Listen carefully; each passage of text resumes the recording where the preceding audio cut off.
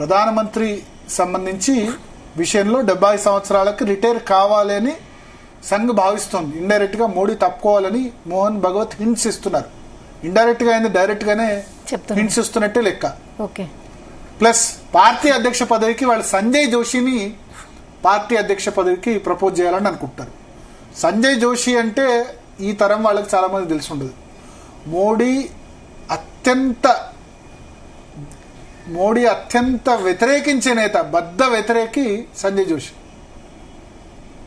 ఆయన గుజరాత్ నుంచి వచ్చారు సంజయ్ జోషి. సో వీళ్ళిద్దరు సంఘులో ఉన్నారు, కానీ సంజయ్ జోషి అంటే పడదు.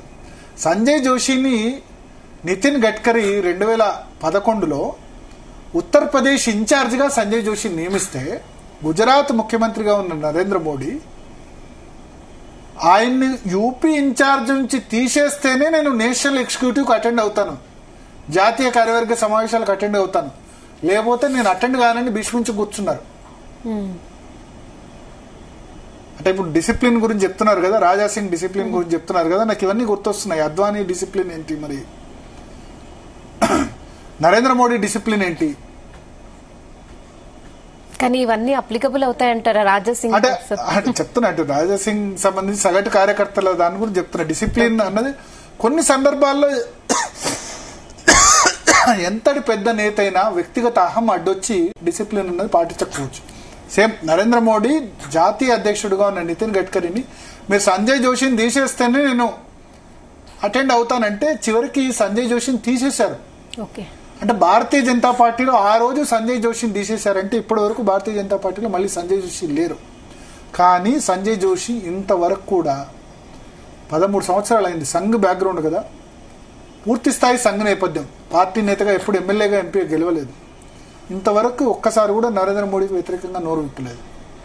అది సంఘ నేతల గొప్పతనం అంటే, అది సంఘ క్రమశిక్షణ అంటే. ఈ రాజకీయ పార్టీలోకి వచ్చేసరికి నరేంద్ర మోడీ కూడా 2001 వరకు కూడా పూర్తి స్థాయి సంఘ నేపథ్యం కలిగిన వ్యక్తే.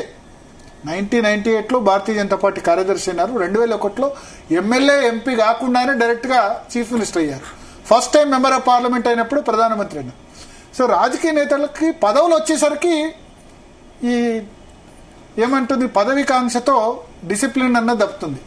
కానీ సంజయ్ జోషిని చూడండి మీరు, తను మోడీ వల్ల తనను యూపీ ఇన్ఛార్జిగా తీసేసిన ఒక్కసారి కూడా ఇప్పటికి బయటకు వచ్చి మాట్లాడలేదు మోడీకి వ్యతిరేకంగా.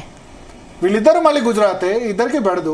ఇప్పుడు ఆయన్ను అధ్యక్ష పదవి చేయాలని సంఘ పట్టుబడుతుందట, సంజయ్ జోషిని అధ్యక్షుడిగా ఒప్పుకోండి. మరి మోడీ ఒప్పుకుంటారా? అప్పుడు యూపీ ఇన్ఛార్జే ఒప్పుకోలేదు, ఇప్పుడు ఒప్పుకుంటారా?